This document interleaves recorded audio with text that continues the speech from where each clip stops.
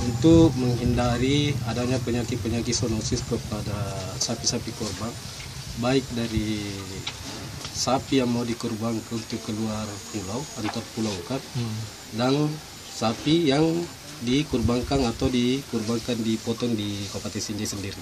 Jadi setelah diambil sampel darahnya dibawa kemana itu? Dibawa ke pulau ke Kalimantan, ada yang dibawa ke Tarakan, bahkan ada yang dibawa ke Makassar dan Kabupaten Luwu Utara.